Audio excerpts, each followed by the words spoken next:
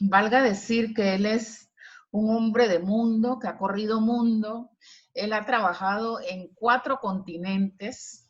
Anoche estábamos haciendo el análisis entre Rafael y yo, y realmente es un hombre que puede aportar mucho al país porque ha tenido esa experiencia en países desarrollados, de primer mundo, y él nos trae esa experiencia a Panamá y que realmente pues consideramos que es muy beneficioso para nuestro país el aporte que él puede hacer. Otra característica que es importante decir de Carlos Ernesto es que es un hombre que luchó por las libertades del país en la época más dura, cuando estábamos pues regidos por los militares. Fue un luchador en favor de la justicia, la libertad y la democracia.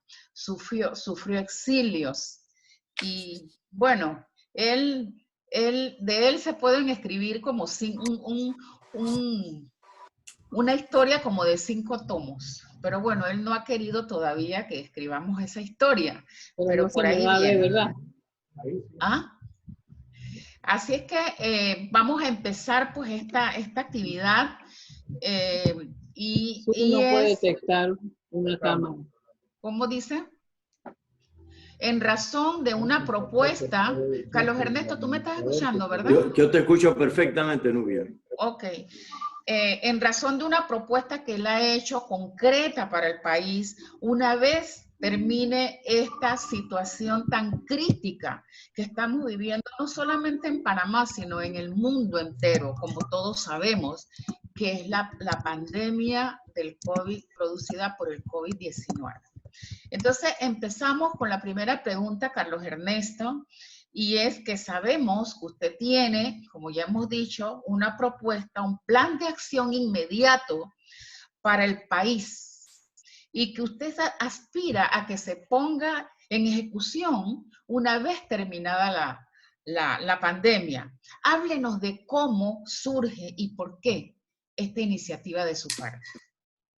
Bueno, Nubia, efectivamente, Panamá, a través del transcurso de su historia, ha atravesado muchas crisis.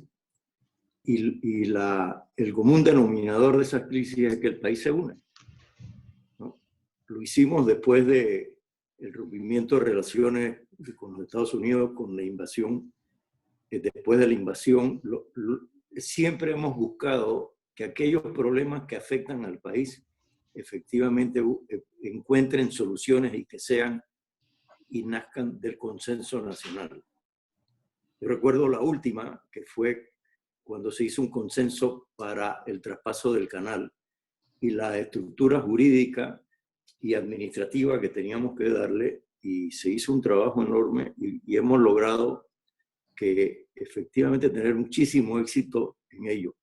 Hoy estamos atravesando algo distinto, porque no se trata de una crisis nacional sobre temas puntuales, se trata de una crisis planetaria completamente, afecta a todo el planeta. Y el componente más fuerte que más nos afecta es efectivamente el componente sanitario, que trae y arrastra casi todas las actividades del ser humano y que es prioritario atenderlo, y creo que el gobierno ha tomado las medidas correctas efectivamente para que salgamos lo mejor parados de esa crisis.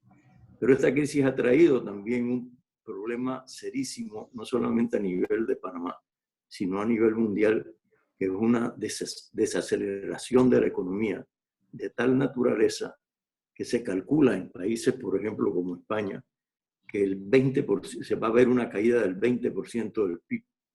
Nosotros posiblemente no estemos en esos niveles, pero sí vamos a estar en unos niveles de desempleo que va a afectar todo el contexto social del país. Y a partir de ese momento en que estamos viviendo esas realidades, obviamente que la pregunta siempre es cómo saldremos de la crisis que nos deja la crisis sanitaria.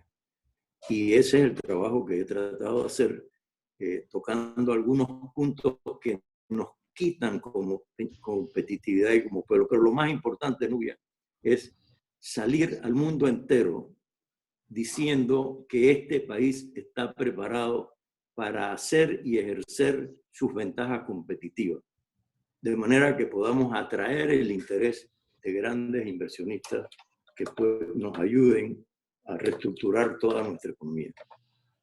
Ok. Bienvenidos a los que están entrando. Ya vi que llegó Mari Carmen, llegó Rafael. Buenos días. La otra pregunta, la segunda pregunta que tengo para ti, Carlos Ernesto, es ¿cómo se puede? Sabemos que uno de los aspectos más afectados, nos afectamos todos, afectan los países, afectan las personas, pero ¿cómo puede recuperarse Panamá en el tema económico? ¿Cómo podemos retomar esa senda de crecimiento de la economía? Porque Panamá estaba muy bien, no ahora, pues ya estaba un poquito afectada, pero bueno, íbamos encaminándonos bien, pero ahora con esta pandemia todo ha retrocedido. ¿Cómo nos podemos recuperar? Cambiando el modelo de negocios del país. Nosotros no podemos seguir con monopolios. Necesitamos ser competitivos entre nosotros mismos. No podemos seguir con grupos económicos que dominan parte de la actividad económica. No podemos seguir cerrando el país cuando realmente nuestro país tiene una tendencia de participación global importante por las condiciones de ser un hub marítimo y ser un hub aéreo. Entonces, básicamente, esas son las bases de una serie de recomendaciones que he venido haciendo y que considero que son tremendamente importantes. Eso nos obliga a decir dónde tenemos más posibilidades de crecer rápidamente. Obviamente que donde tenemos mayores posibilidades en este momento es desarrollando y no solamente la estrategia logística nacional de Panamá 2030. Yo creo que esa estrategia hay que actualizarla, pero esa estrategia tiene cerca de 300 tareas que hay que cumplir y que es importante cumplirlas porque es lo que nos va a llevar a hacer y a consolidar ese hub logístico que es importante. Eso también nos obliga a algo que va más allá del hub logístico y es el aprovechamiento de los buques que llegan a Panamá para pasar por el canal. Hay un estudio aprobado en julio del 2017, ¿no?, que se refiere al centro de infraestructura logística de carga para la zona interoceánica del canal de Panamá. Cerca de 8 actividades importantes que incluyen establecer plataformas logísticas, puertos Ronón-Ronoff, desarrollar otro puerto en el área de Corozal, incluye el centro de acopio de gas para hacer un punto de distribución de toda la región. Un tema importantísimo, un centro de acopio de perecederos. O sea, la posición geográfica de Panamá es de tal naturaleza que llegamos a 1.700 puertos todos los meses, con una población que sobrepasa los 1.500 millones de habitantes. Ese es nuestro mercado. Entonces, el área más afectada económicamente es efectivamente la agricultura. El tener un centro de perecederos para toda la región, considerando que la región tiene distintos climas dependiendo de la ubicación geográfica que tenga. O sea, que hay productos de clima frío cuando en los otros lugares hay calor. Ese centro de distribución en Panamá haría que nuestro agricultor vea no solamente el mercado pequeño de Panamá, sino que vea el mercado del mundo. Eso es lo que desarrolló Holanda en el puerto de Rotterdam. Es el segundo país en el mundo distribuyendo productos agrícolas, cuando tiene 1/3 del tamaño de la República de Panamá y tierras que no son realmente muy buenas para dedicar a la agricultura. nosotros exportamos 8.000 contenedores de productos agrícolas. Costa Rica exporta 800.000.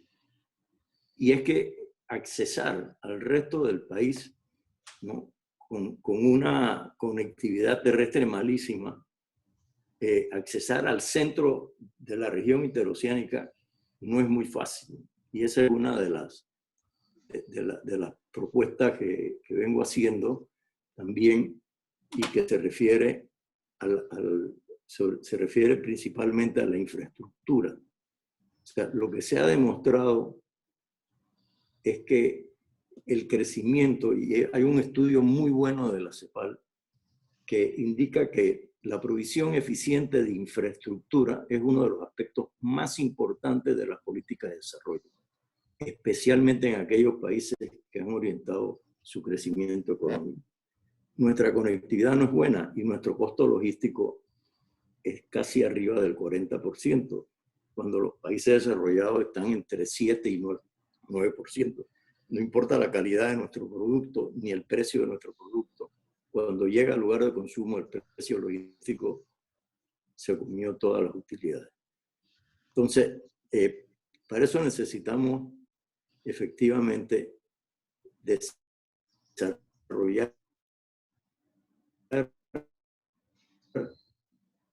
y guiar el futuro. Desde la época de Adam Smith ya se decía que el transporte y la conectividad juegan un papel determinado para el desarrollo de la actividad económica. Inclusive Carlos Marx reconocía que el transporte y la conectividad territorial juegan un papel crucial en la transformación social de las fuerzas productivas. Entonces, Definitivamente. cuando nosotros agarramos el mapa de Panamá, nos damos, perdón, sí.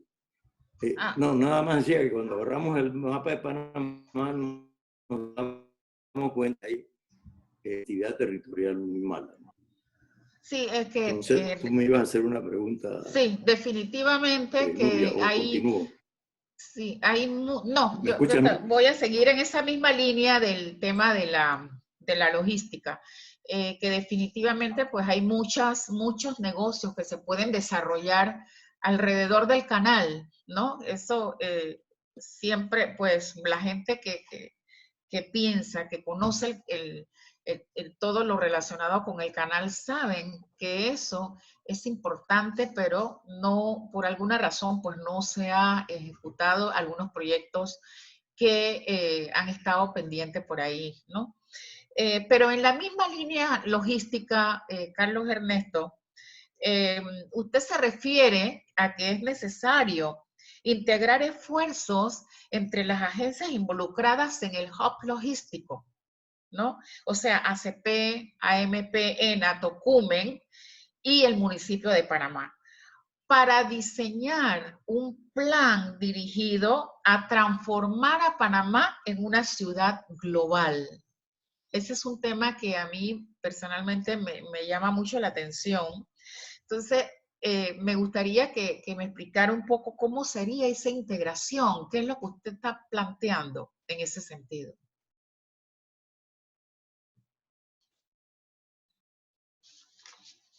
¿Qué pasó?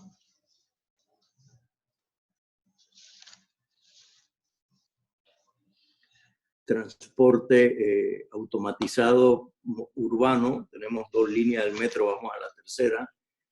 Ser un centro de empresas multinacionales, lo somos. En la lista completa lo somos. La clasificación la hace una universidad en Europa, y esta idea de la ciudad global viene de la socióloga Saskia